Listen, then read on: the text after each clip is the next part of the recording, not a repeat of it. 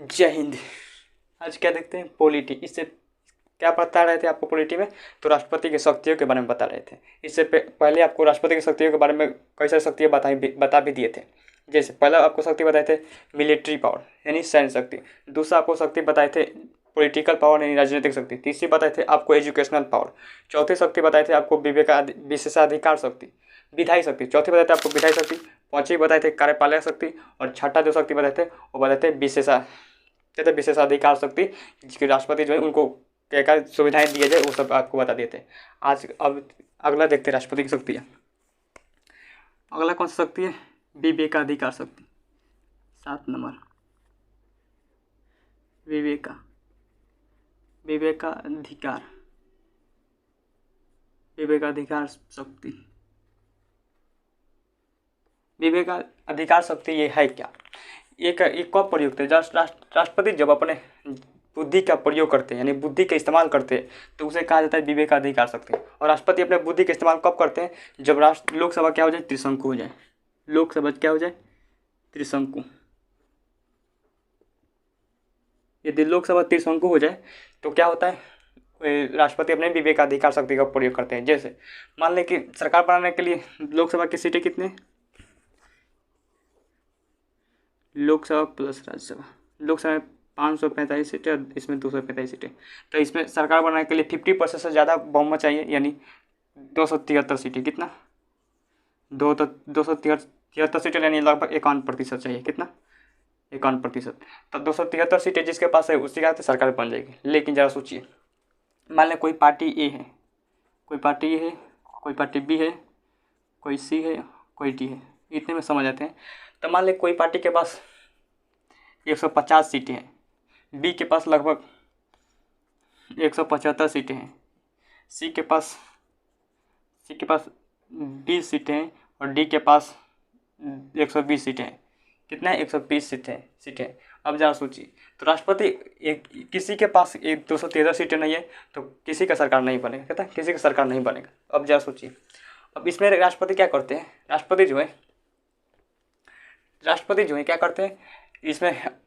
यहाँ पर क्या होता है? लोकसभा त्रिशंकु हो जाता है। इस ऐसे कंडीशन में क्या होते हैं? लोकसभा का त्रिशंकु हो जाना। तो विवेकाधिकार शक्ति का प्रयोग करते हैं और राष्ट्रपति कहते हैं किसी को एक को कहते हैं बुलाते हैं, अपने पास बुलाते हैं किसी एक को, जो उसको जिसको चाहे उसको बुला सकते हैं। वो चाहे तो सी को भी बुला सकते हैं, चाहे वो किसी बी को भी बुला सकते हैं। तब हालांकि बी के पास सबसे ज़्यादा सीट है तो बी को भी बुला सकते हैं। तो यहाँ पर मान लें कि हम लोग सी को बुला लिए, राष्ट्रपति किसको बुला लिए? सी को। तो सी को बुलाएंगे तो उसे 30 दिन का समय देंगे। 30 दिन, कितना दिन?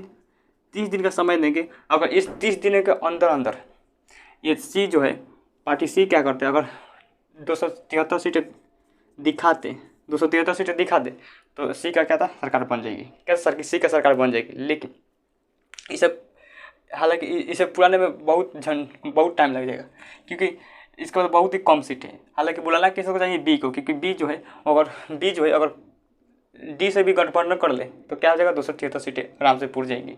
बी से पूर जाएगा 273 सीटें।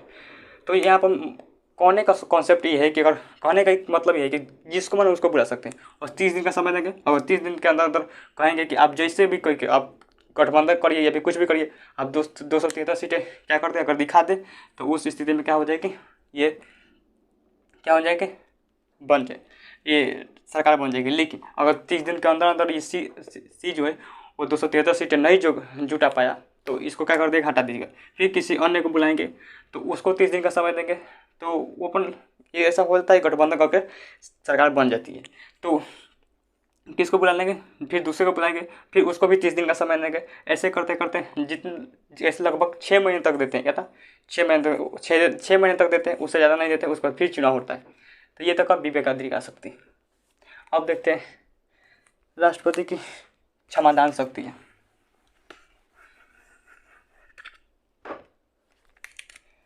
8वां जो शक्ति है कौन सा? क्षमादान शक्ति। न्यायिक शक्ति। क्या है न्यायिक शक्ति? राष्ट्रपति का 8वां शक्ति जो है वो न्यायिक शक्ति है। ये लास्ट शक्ति है। इसमें कई प्रकार के राष्ट्रपति के पास शक्ति है। पहला जो है इसमें जो है वो क्षमादान शक्ति। क्षमादान कौन सा शक्ति? क्षमादान शक्ति। क्षमादान शक्ति के तहत राष्ट्रपति चाहे तो किसी भी सजा को पूर्णतः माफ कर सकते हैं। क्या था? पूर्णतः माफ, यानी सजा को पूर्णतः माफ, सजा को पूर्णतः माफ क्या कर सकते हैं? पूर्णतः माफ कर सकते हैं। क्षमादान शक्ति के तहत राष्ट्रपति चाहे तो कैसे भी सजा को पूर्णतः माफ कर सकते हैं, लेकिन ये करते नहीं है। तो ये हो गया क्षमादान शक्ति। दूसरा जो है लघुकरण शक्ति। लघुकरण, कौन सी शक्ति? लघुकरण शक्ति। लघुकरण शक्ति क्या है? लघुकरण शक्ति जो है वो सजा के नेचर को बदल सकते हैं। जो सजा अगर नेचर है यानी प्रकृति, उसे बदल सकते हैं। जैसे ये कहता है नेचर को बदल सकते हैं, कहता है सजा के प्रकृति को बदल सकते हैं। कहता है प्रकृति को बदल सकते हैं। जैसे अगर मान ली किसी को 10 वर्ष कठोर सजा है, 10 वर्ष कठोर,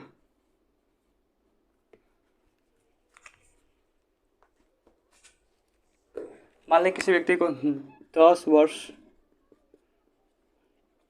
कठोर सजा है, 10 वर्ष कठोर सजा है, तो उसको चाहे तो राष्ट्रपति चाहे तो लघुकरण शक्ति के तहत इसे 10 वर्ष साधारण सजा में बदल सकते हैं। ये कठोर सजा साधारण सजा में आपको अंतर समझ में नहीं होगा। कठोर सजा जैसे, ये कठोर सजा कैसे मिलती है? जैसे कि आप किसी मूवी वगैरह में देखे होंगे, जो जेल में जो होता है, कोई बहुत भयानक कैदी होता है, तो उसको जंजीर लगा कर रखा जाता है। इसमें गर्दन में जंजीर, फिर हाथ में जंजीर, फिर इस तरह से पैरों में जंजीर, तो वो कहता कठोर सजा होता है। और उसके साथ हमेशा दो लोग घूमते रहते हैं, जो गार्ड होते हैं उसमें जेलर में, तो उसे कठोर सजा कहते हैं। और साधारण सजा में नॉर्मल आपकी सेम टू सेम आपको घर तक रहेगा, लेकिन वो जेल के अंदर जो भी कुछ करना है आप जेल की तरह कुछ भी कर सकते हैं जेल के अंदर, तो वो नॉर्मल साधारण सजा होती है। लेकिन आपको जंजीर में जगह कर रखा जाएगा, वो क्या था? कठोर सजा। तो सजा के नेचर को बदल सकते हैं। यानी देखिए 10 वर्ष कठोर सजा को क्या किस में बदल दिए? 10 वर्ष साधारण सजा में बदल दिए। और भी हो सकता है फांसी की सजा। फांसी की सजा को चाहे तो आजीवन कारावास, आजीवन कारावास। फांसी की सजा पर चाहे तो राष्ट्रपति क्या कर सकते हैं? आजीवन कारावास का सजा दे सकते हैं। लेकिन फांसी को रोक नहीं सकते। रोकने के लिए किसका? क्षमादान शक्ति का प्रयोग करने का। लेकिन इस राष्ट्रपति करेंगे नहीं, और राष्ट्रपति को ये सब शक्तियाँ प्रयोग करने के लिए गृह मंत्री से अनुमति लेनी पड़ती है। तो ये तो क्या लघुकरण शक्ति। और भी शक्ति है प्रतिहार शक्ति। कौन सा है? प्रतिहार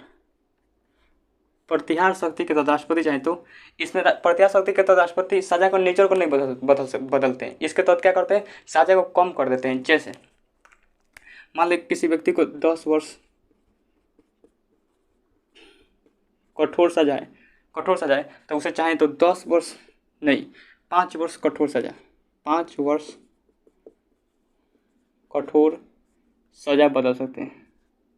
कहते हैं 5 वर्ष, 10 वर्ष है तो उसे प्रतिहार शक्ति के तहत क्या करते हैं? समय को घटा सकते हैं। और ये होता भी है। अगर आप जेल में अगर 10 वर्ष आपको 10-15 वर्ष अगर सज़ा मिली हो, तो आप बहुत अच्छे काम करते हैं, तो आपकी कहता है हर साल आपको रिपोर्ट लगती है, तो कौन कितना व्यक्ति अच्छा काम करता है। तो उस स्थिति में राष्ट्रपति क्या करते हैं?